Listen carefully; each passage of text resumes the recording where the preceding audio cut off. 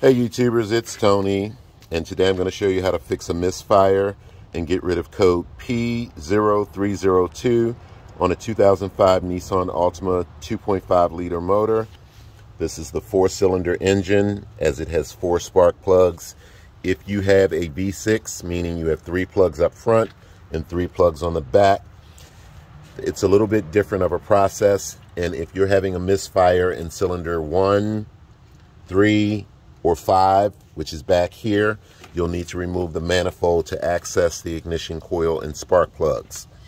On the 4-cylinder, this is cylinder 1, cylinder 2, cylinder 3, cylinder 4.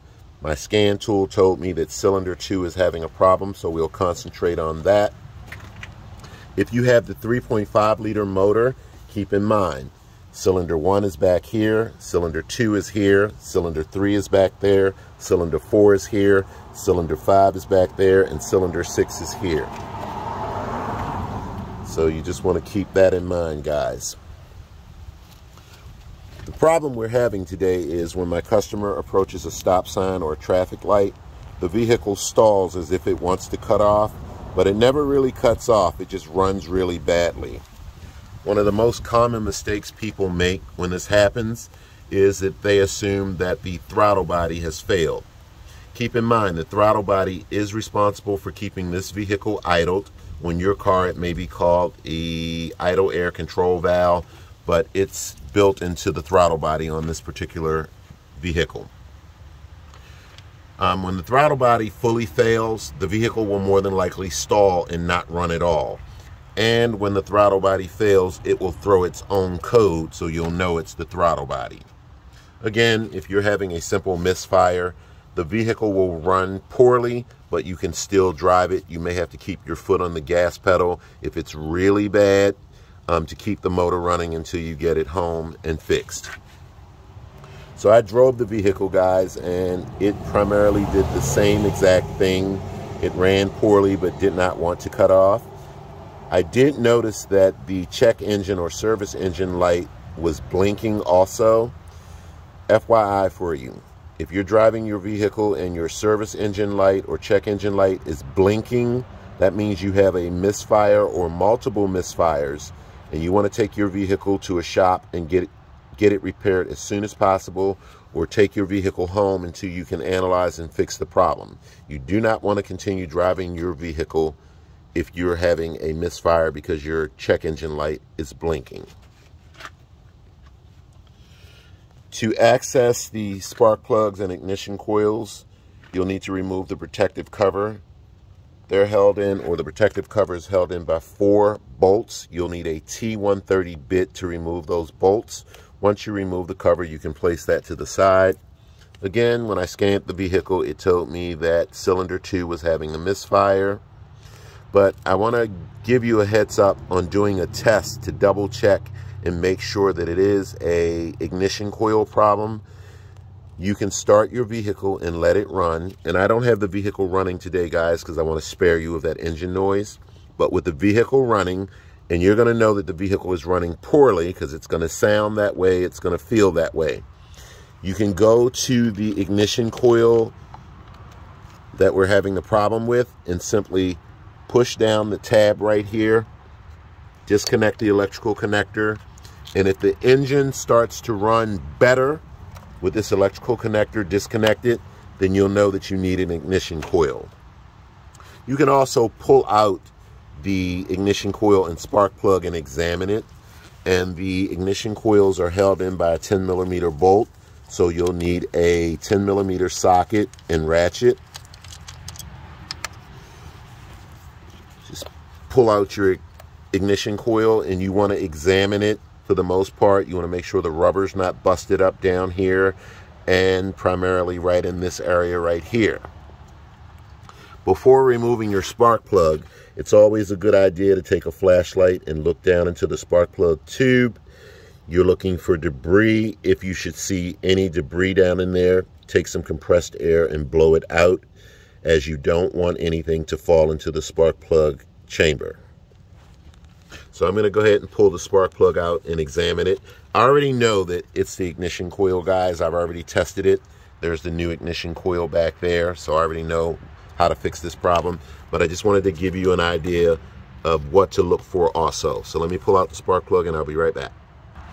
Okay guys, remember, lefty loosey, righty tighty when you're trying to take out your spark plugs and install them. Once you've loosened up your spark plug, just take a socket, guys, put it down in the hole, turn it lefty loosey, righty tighty until it breaks free. Then what you can do is get a magnet and retrieve your old spark plug. For the most part, this spark plug is in good condition, guys. Okay, so I know it's not the spark plug that's the problem. So I'm going to just clean this off and put it back in. And again, you always want to make sure that there's no debris down in that hole before you remove the spark plug. So I'm going to go ahead and clean the spark plug up and put it back in and put everything back together with the new ignition coil. And this puppy should run pretty good after that. So I'll be right back. Also guys, keep in mind, when you drop that spark plug down in there, you want to hand thread your spark plug until you know that it's grabbed and it's going in correctly, and then you can tighten it. You don't need to over tighten it, guys. Just give it a couple good turns till it's nice and snug, and then you're done. You can then take your new ignition coil, seat it, put your 10mm bolt back in. And you don't need to go overboard with this particular bolt here, guys. You can just tighten that bolt down until it's nice and snug.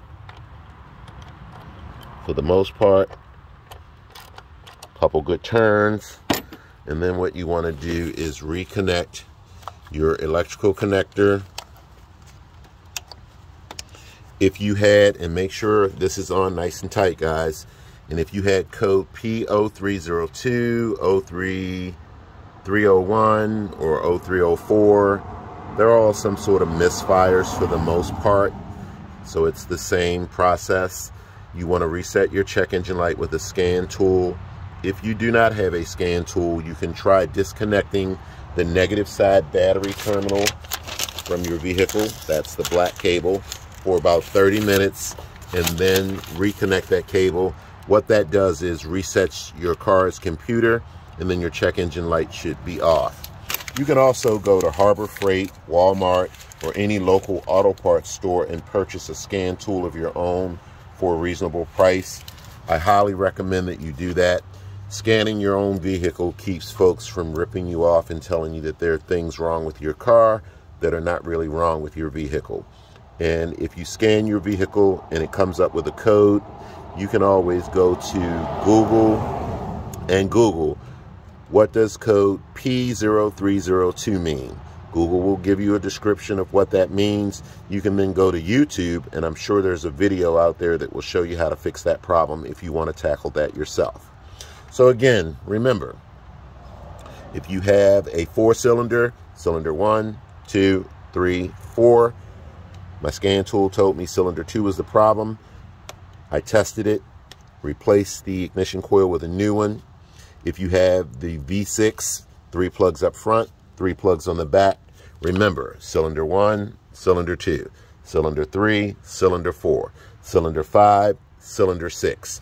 And if you have a fault with any of the ignition coils on the back end of the manifold, you will need to remove the entire manifold to access those.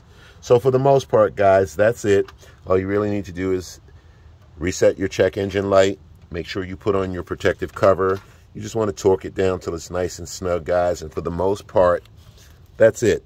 My problem was a bad ignition coil, guys. And I hope this video has been helpful to you, and thanks for watching.